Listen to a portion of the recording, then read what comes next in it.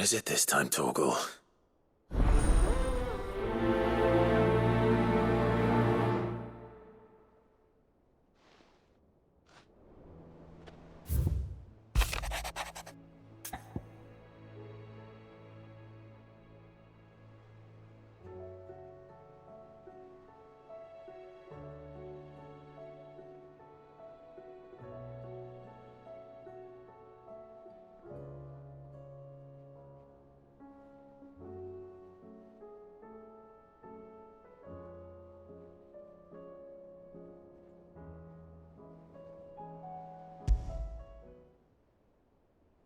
Something tells me this is no mere adventure story.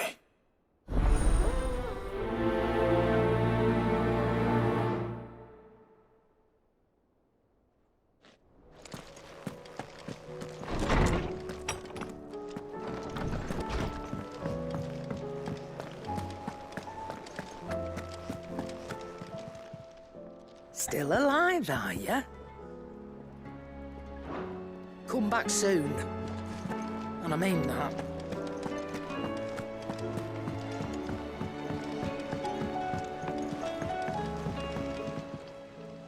Ah, Clive. Joshua, what's wrong? And don't say nothing. It's... not nothing. I've received word from Cyril. The Undying have found Father's will, or something akin to it. His will? How and where? In the crypt beneath Rosalith Castle. After Kupka was kind enough to drive out the Imperials, the Undying took the opportunity to recover what relics of the Duchy yet remained. And in the process of doing so, they found a letter from Father. I'm surprised anything survived down there. Cyril asked that I join him in Tabor at my convenience. I have been meaning to go, but... would you join me? Of course. I want to know what's in that letter as much as you do. Very well. I am ready to leave when you are.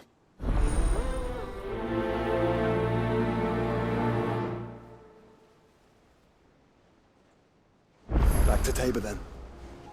Not to be reunited with Yote this time, but with Father.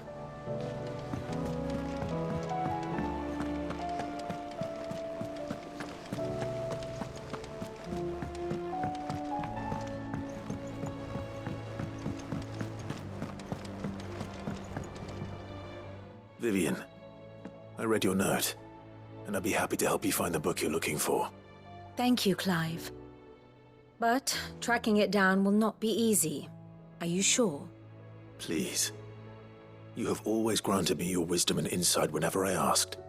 It's only right that I return the favor. Or at least attempt to. You are too kind. Alas, what I ask of you is rather more trying than delivering the odd lecture. I spoke with Harpocrates to see if he had any inkling as to where another copy might be found, but... but perhaps it is best that you hear the details from him. If you say so. Forgive me, Clive, for asking this of you. But this book, it set me on the path to becoming who I am today. Its importance cannot be overstated.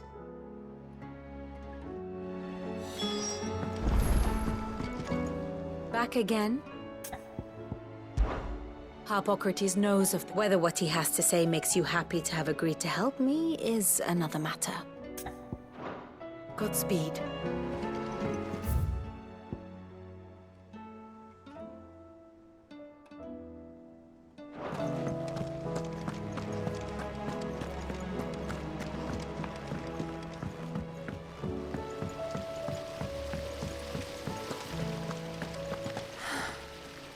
All this time, my heart has wandered hither and thither in search of the perfect companion. When all along he was here.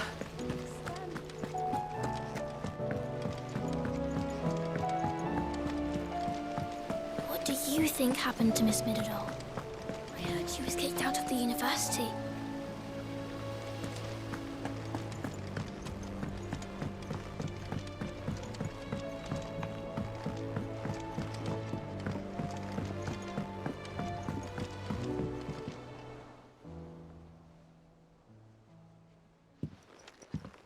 Pining for something, boy?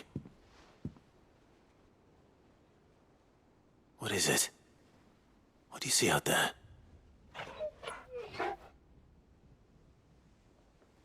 I never did ask where you got that anklet of yours. From Sid, that's why. On the day he brought him home. That long ago? And you're only thinking to ask this now? Sid saw that the pup had a habit of gnawing on his leg, since you ask. Clap that there iron on him to keep him from doing it. What was wrong, boy? I'll take like as not. Must have been hard on the poor whelp losing his loving masters at such a young age. Doubly hard in being a frost wolf, torn away from his icons and all. Sid would always tell him, you want that iron gone, you find what it is you're looking for. I reckon what he was looking for was you. I'm sorry, Torgal. Sorry for making you wait so long. Let's get that thing off you.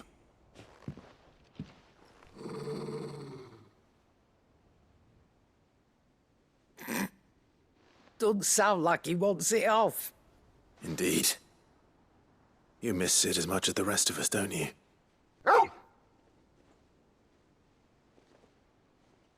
You want me to go with you somewhere?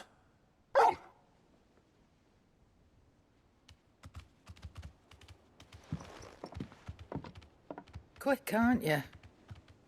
Glad you've been paying attention. Not nearly as much as you have, Lady Karen. Aye, good thing and all.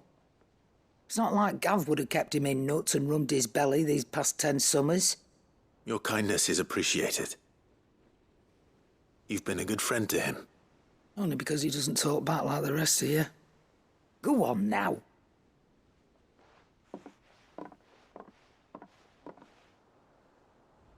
Where to then, Torgal?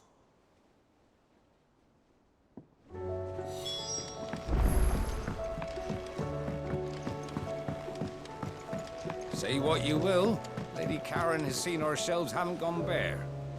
Yes, but how long will it last?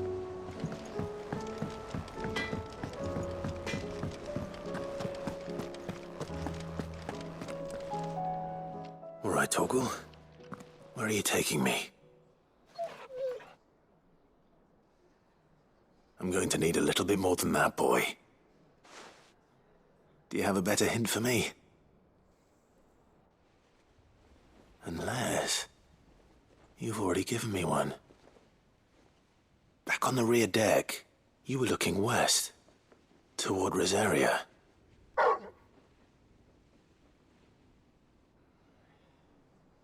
Why don't we try the rookery?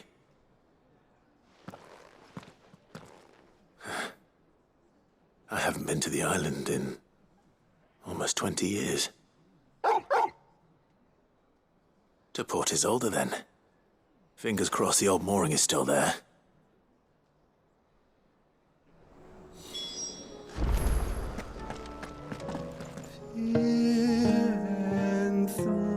Enthroned in sable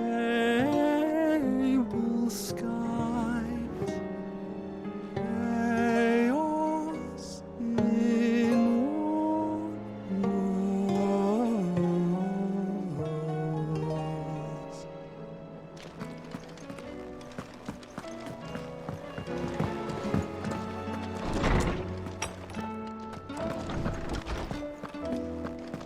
You're going somewhere, Sid? Can we come? I promise we'll be... Ah, Clive, my boy. What a pleasure it is to see you. Harpocrates. There's something I need to ask you. I've been charged with locating a book called From a Distance. Then you seek a rare gem indeed. One whose name I had not thought to hear from your lips. You've been talking to Vivian. Right as always. But she didn't seem keen to tell me very much. I take it she didn't like what you had to say. And yet I gather it did naught to dissuade her. Clive, if the young professor has tasked you with obtaining a copy, I fear she asks the impossible. The executors would not allow it. The executors? coveters of secrets, a clandestine organization committed to the collection and intenebration of forbidden texts and technologies. One such text being the tome Vivian seeks, chronicling as it does the true history of the enslavement of bearers, a tale which could overturn the established order were it ever to become widely known. Or, so rumor has it. I've never actually read the thing, or even set eyes on it for that matter. How is it that I haven't heard of this organization? Why, secrecy is the Executor's watchword. They lurk in the shadows, emerging only to seize that which must be seized, be it books, inventions, or people, before disappearing again, leaving nary a trace. Which would explain why Vivian's copy was snatched from her grasp not long after she found it. By the hand of the Executors, yes. But what drives them? Self-interest or ideology? A fine question. Sadly, all that is known of the Executors can be recounted in a single breath. You may just as soon ask me of their origins, numbers, or the identities of their leaders. Any answer I give would be pure speculation. Then my hunt was doomed from the first. What was Vivian expecting? That I'd pluck it from thin air? Not from thin air, no. From ash. Rumors of the Executors are rife among the scholars of Storm, but rather less so across the Strait. I have a friend. Well, I had a friend in the village of Garnick, a collector of rare tomes, upon which subject we would oft correspond.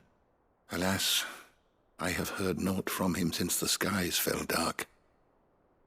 And no doubt he, too, has turned. But, though he did not mention it by name, it is possible that a surviving copy of From a Distance yet rests upon one of his many shelves, quietly awaiting discovery. If you were, by some chance, able to save even a single book from the poor man's library, I know his soul would rest easier. Very well. When I next find myself in Waloed, I'll be sure to pay Garnick a visit.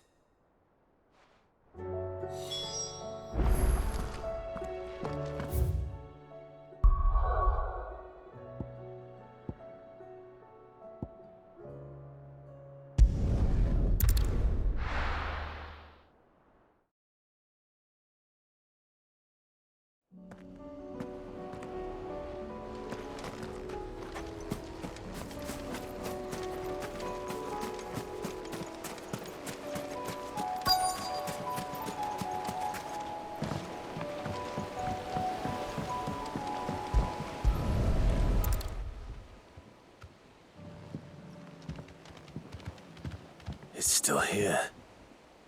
After all these years. A lot smaller than I remember. And you're a lot bigger. You might have to swim, boy.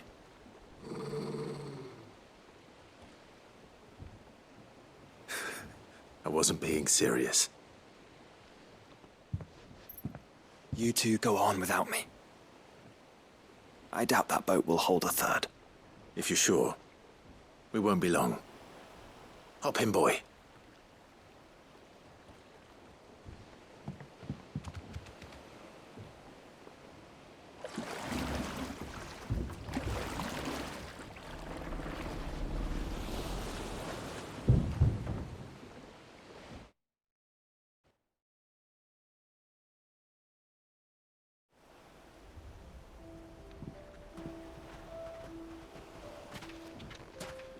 This place hasn't changed at all. The rookery's right through those trees. Come on.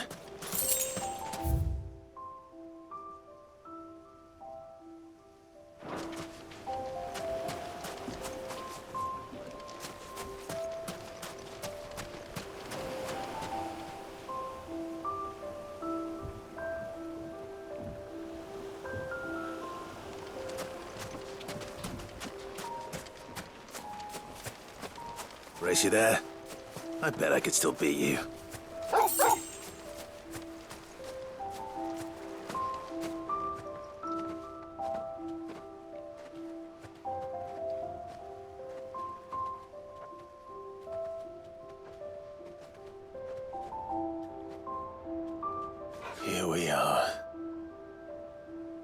This was our hideaway. Wasn't it, Torgal?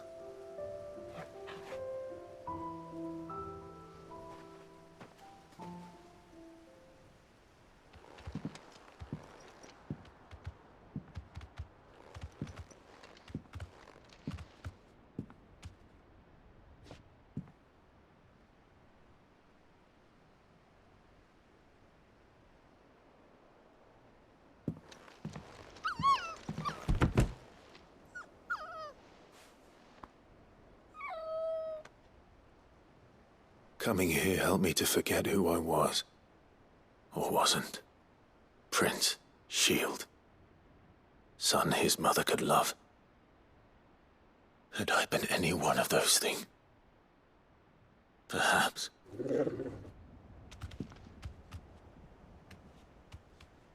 What is it, boy?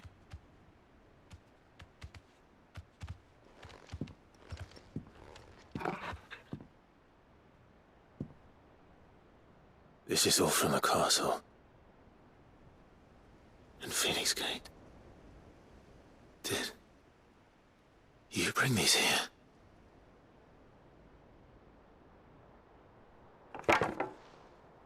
My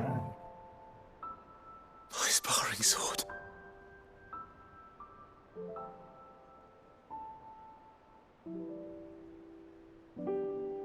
Well. You never stopped looking for me, did you, boy?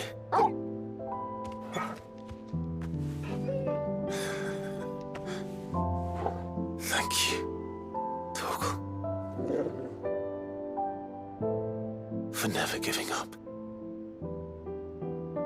For never forgetting.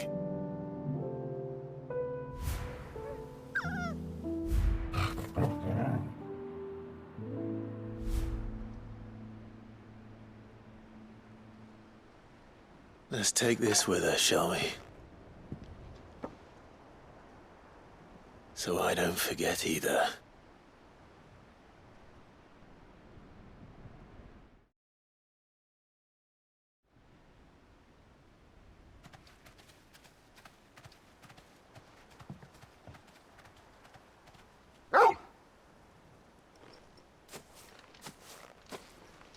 That's not the way back to the boat, Torgal. All right. I'm coming.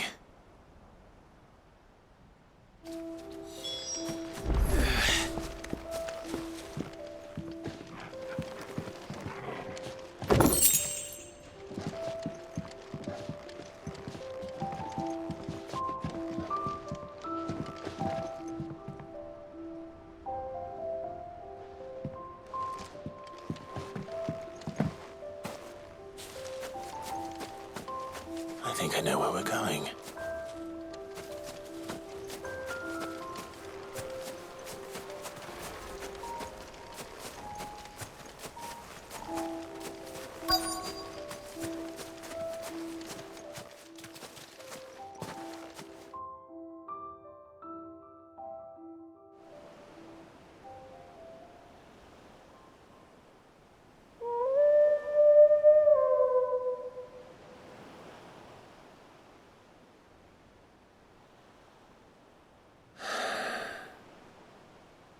People always talk about the importance of putting the past behind you.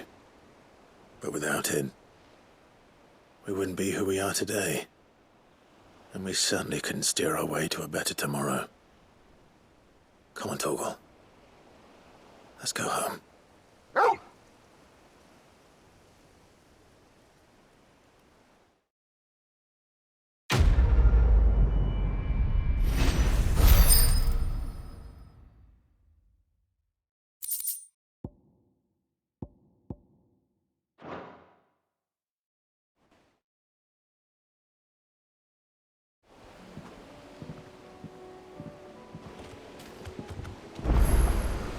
Sorry for the wait. We're ready.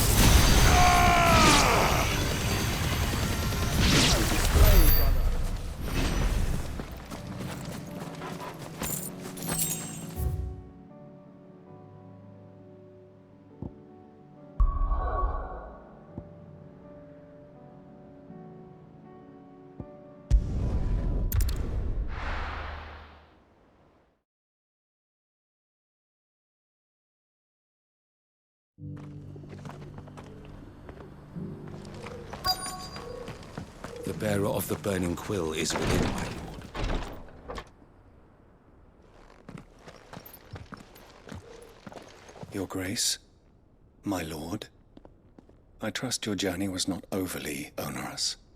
Cyril, you found a letter from Father? Yes, I have it here.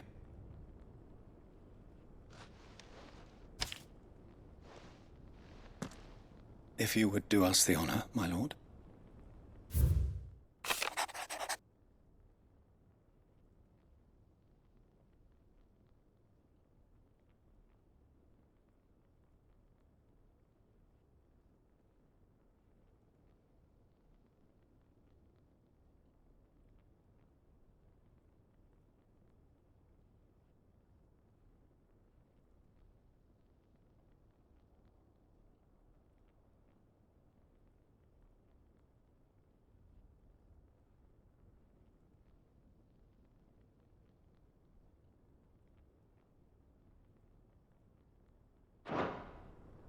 An inheritance.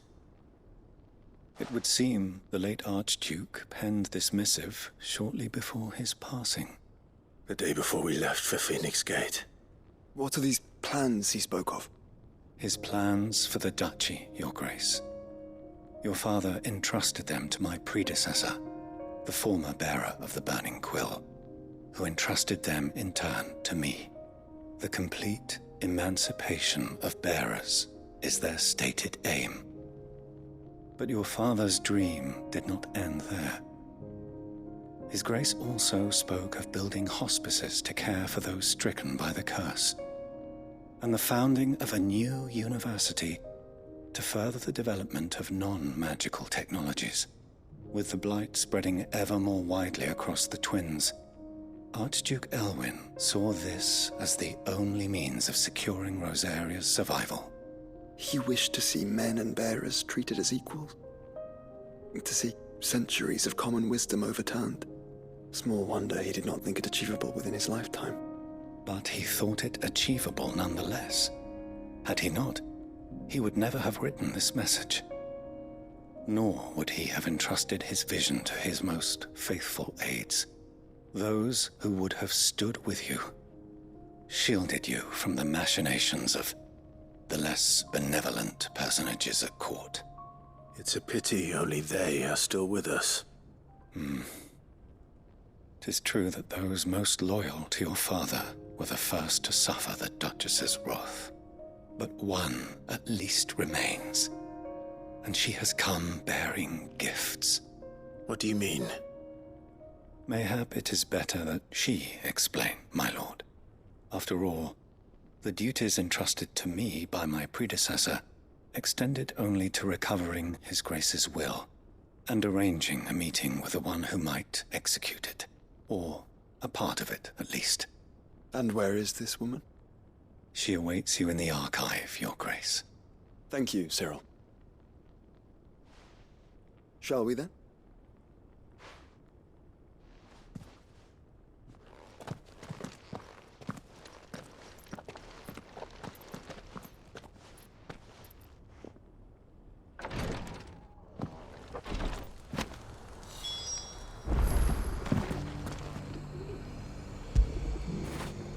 How would I be without you?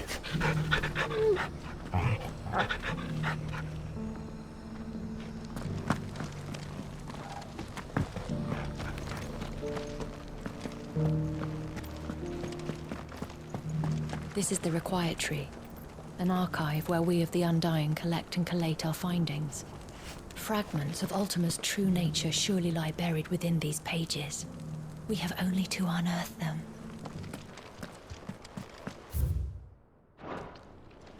The Undying are not the only secret fellowship in this realm, you know.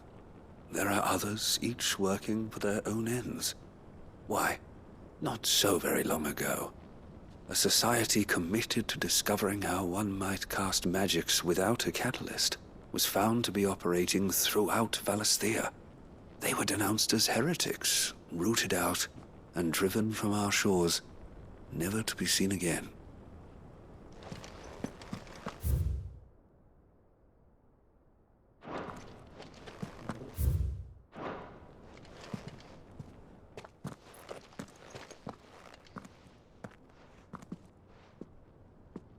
My lord, your grace.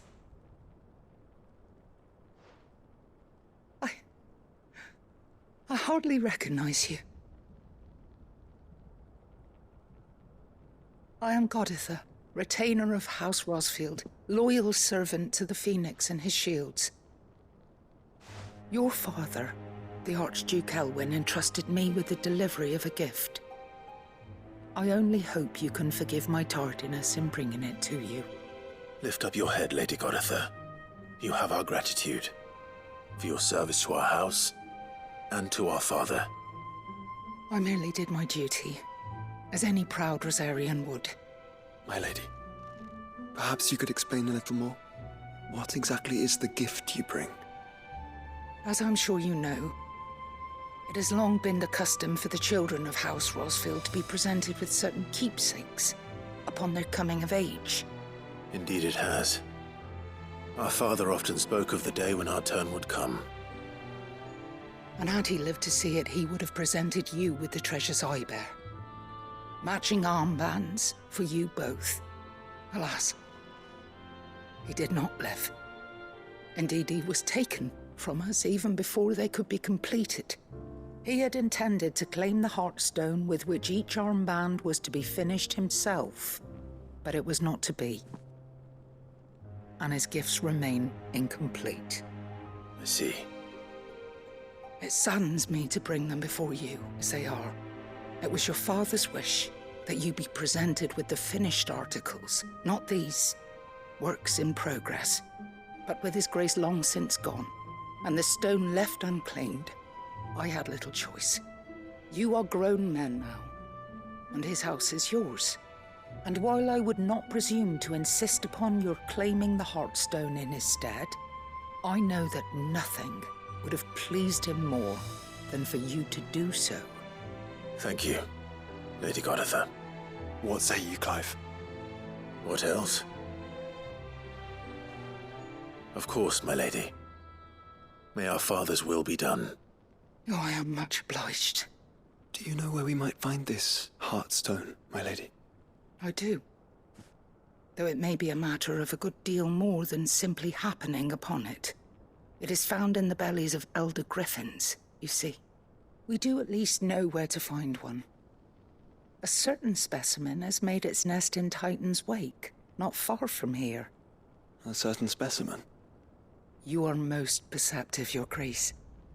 In answer to your unspoken question, yes. In fact, this is the very same beast your father meant to slay. I have been tracking its movements since you were but a boy. Were you to slay it in his stead, as men of House Rosfield, it would surely make your father proud. What say you, Joshua? What else? The griffin your father meant to slay is currently nesting in Titan's Wake, not far from here. Slay it in his stead, and claim the Heartstone that he could not. Titan's Wake is to the south of here. But we must not be hasty. The good lady has been disappointed once already.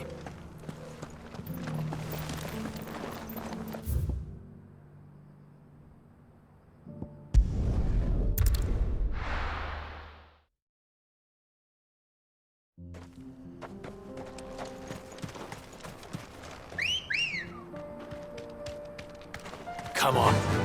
Yeah!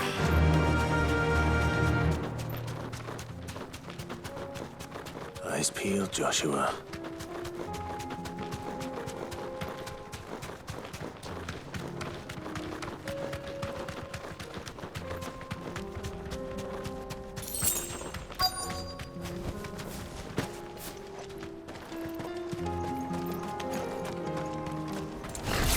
There it is. The House Rosfield.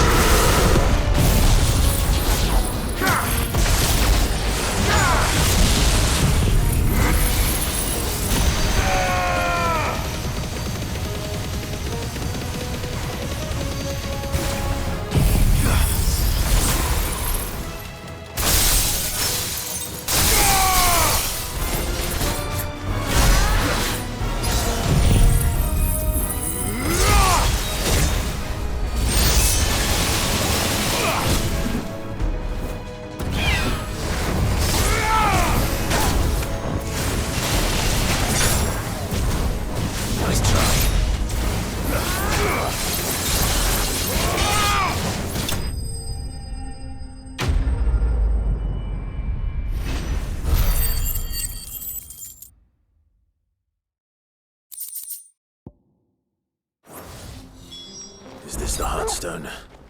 I expect Lady Goditha will know.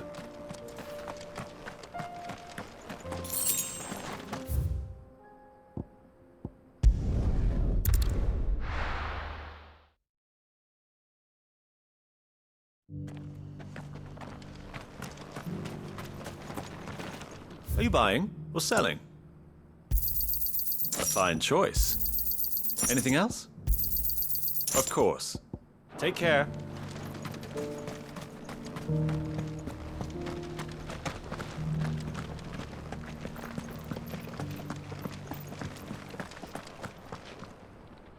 Oh, thank the Founder you were safe. The Griffin is slain then? And the Heartstone claimed.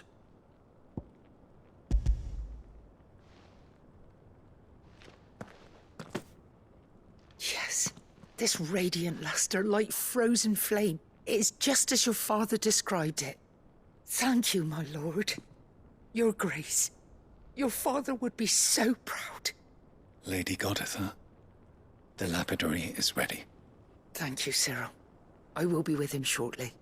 If you would excuse me, I shall have the stone cut and set forthwith.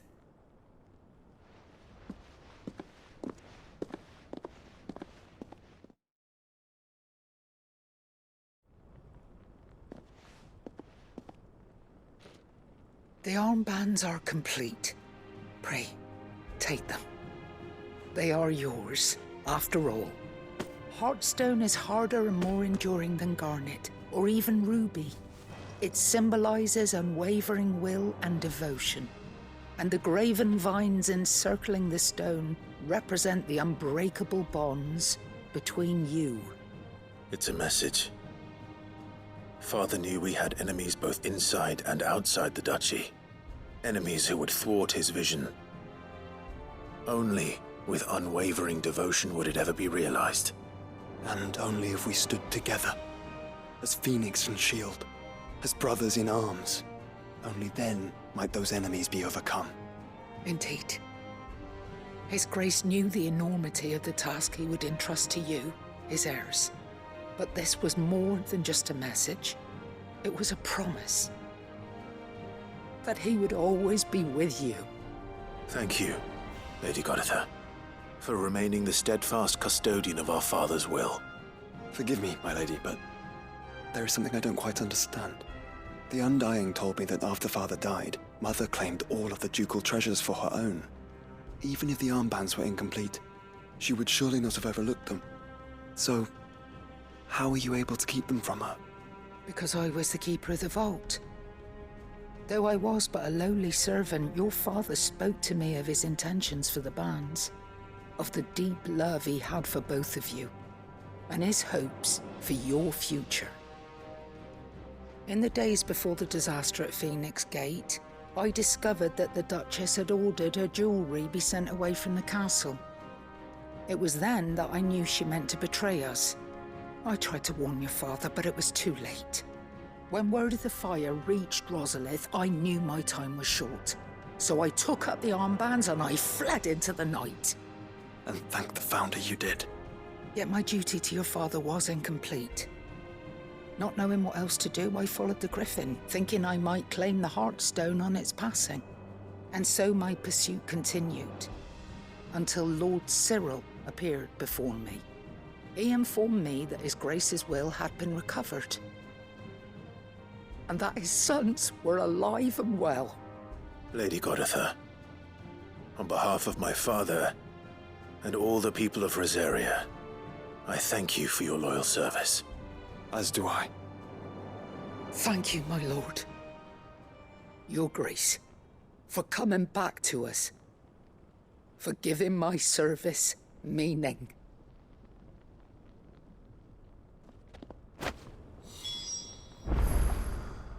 I remain your faithful servant, my lord.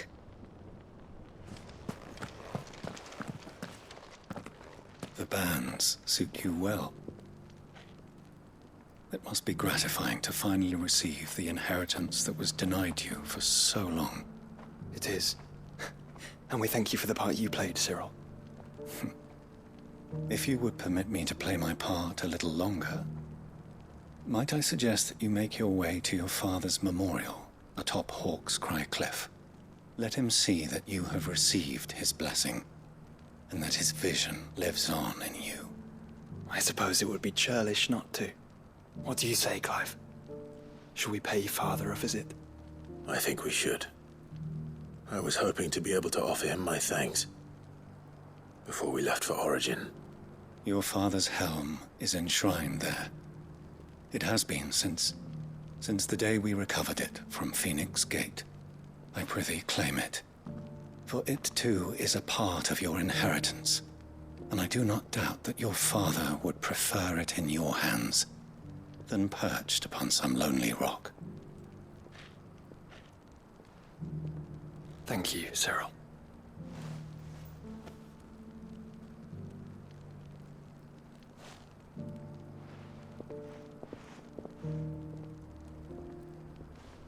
Come on, Clive. He's waiting.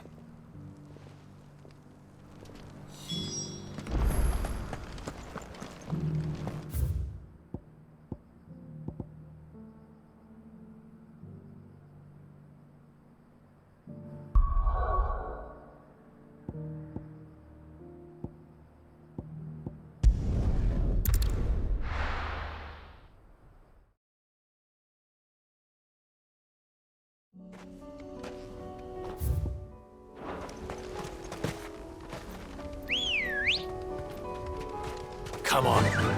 Fly, Ambrosia. Unwavering will and an unbreakable bond. Do you really think we're strong enough? To save the world? Of course. To have overcome Father's political enemies? That I'm less certain. Especially knowing what we know now. What Mother was truly capable of. But perhaps these bands would have helped. Knowing he was with us would have made all the difference. He's just back there.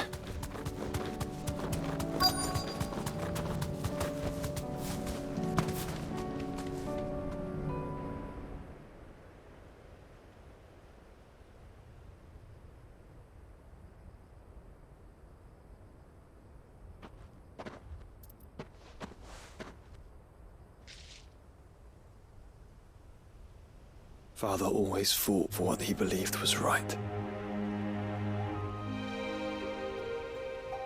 It wasn't until that night at Phoenix Gate that I realized I had never fought for anything.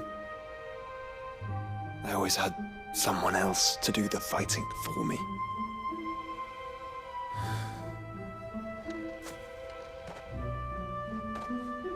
No matter how fate conspired against him, he never lost heart, never looked back, never stopped fighting. To me, he was the greatest of men. And I've been trying to live up to his ideals ever since.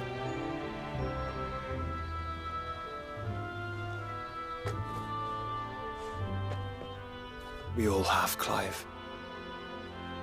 We all have. And we'll keep trying. Because that's what he would have wanted. What he would have done himself. Even if it meant standing against the very gods in the heavens. I shall be borrowing this, Father, if I may. That you might watch over us as we follow in your footsteps.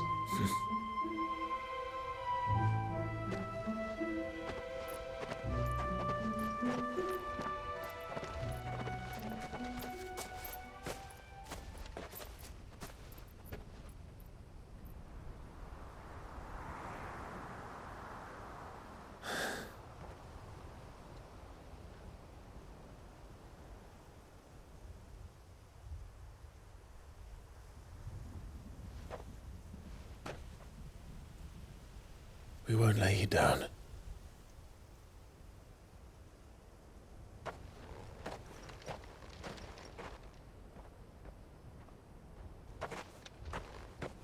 Onward then. Onward. To the end. And to a new beginning.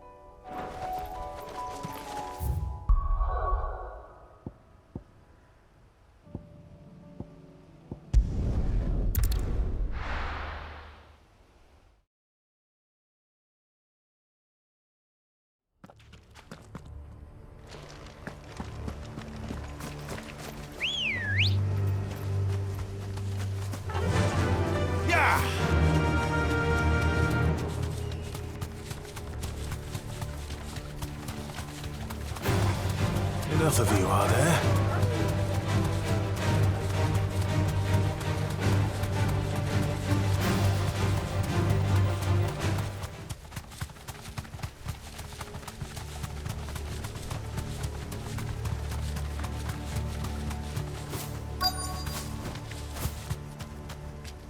The entire village looks abandoned. Now, which house would a bookworm live in?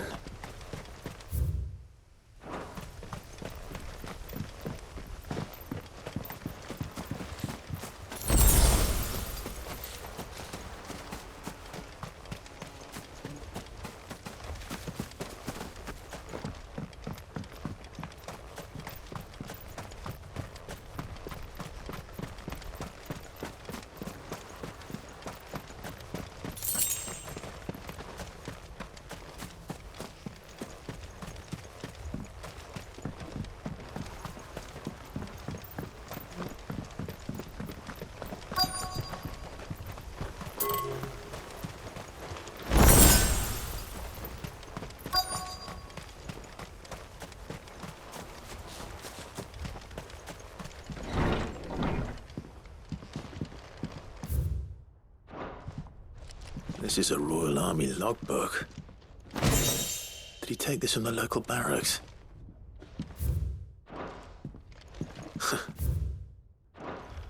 His interests were certainly varied.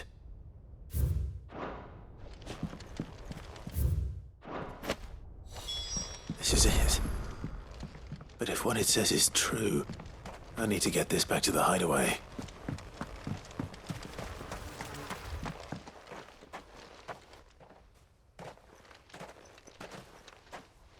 Leaving so soon, stranger? We've been watching you. From a distance, so to speak. Subtle. I know who you are. Then we need not waste time on introductions. Hand me the book. Leave it in our care and return to your life. Your care? Do you mean to burn it or bury it? That is not my decision to make. But by one means or another, its contents shall be removed from the common record. Then I'll have to politely refuse. I won't let you erase our history. Then we find ourselves at an impasse. Very well. The book can just as easily be pried from your dead hand.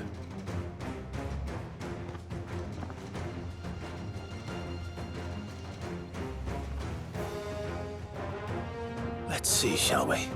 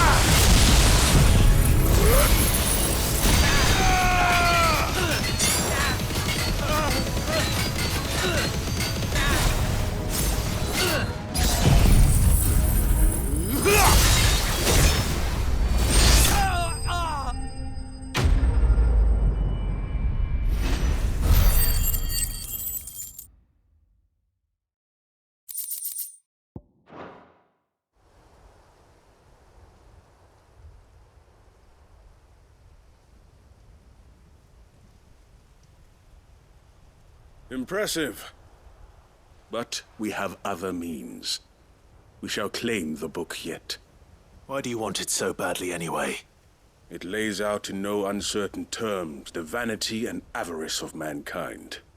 It tells the shameful history of the persecution and oppression of a gifted few by a giftless many.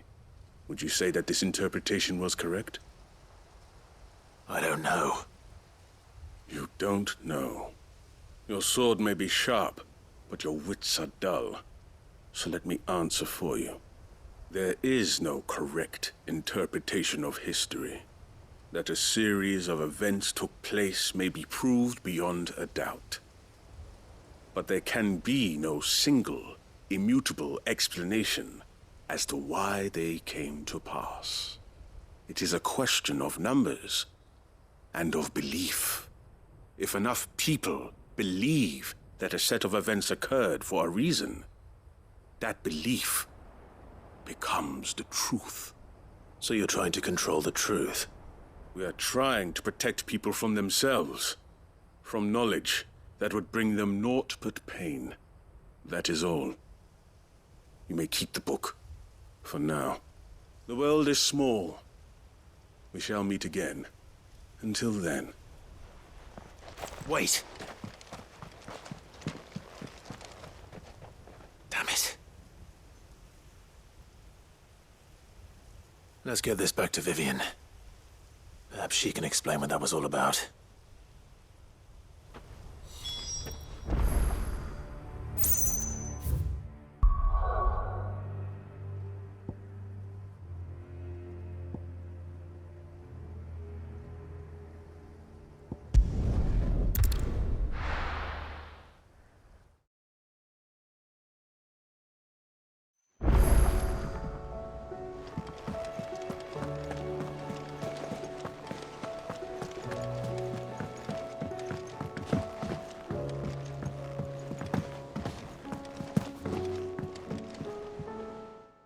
Vivian. I found it. The book you lost.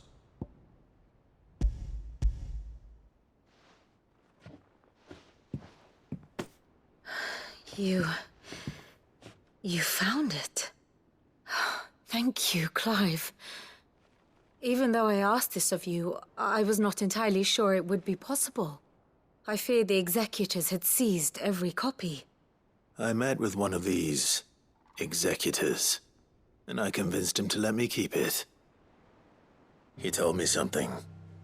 That the truth is just a matter of collective belief. And that if enough people believe a lie, that lie becomes the truth. It does. But it also means that the truth is not immutable. That it can be changed. Provided that those who wish to change it can convince enough people that their perspective is the correct one. As the sad history of the bearers proves. You said that the book inspired you to become a scholar. It did. Or its author, rather. She was a heretic, you see. A firebrand and a dissenter. A gallows stood ready for her in every corner of the realm. And by shunning society, or perhaps being shunned by it, she stumbled upon a truth so potent that an entire realm trembled at the prospect of its utterance. I, too, have always felt somehow set apart from the world of men. A stranger to my own species. She taught me that my solitude was not a curse, but a gift. And that, though my journey to the truth might be a lonely one, what I found at my destination would be more than worth the cost. Do you still feel that way? That you're not one of us? Honestly, I'm not entirely sure anymore. Since coming to the hideaway, I find my thinking somewhat clouded. Perhaps the result of studying mankind from a rather closer perspective than I had intended. But the more I study, the more I find value in this perspective. In looking not from the outside, but from within. So if you'll permit me, I'd like to continue my work here. Remember, Clive, when enough people believe, belief begets truth. Give the men and women of this benighted world the gift of truth. Make them believe in you, as I do. I'll try, Vivian. I'll try.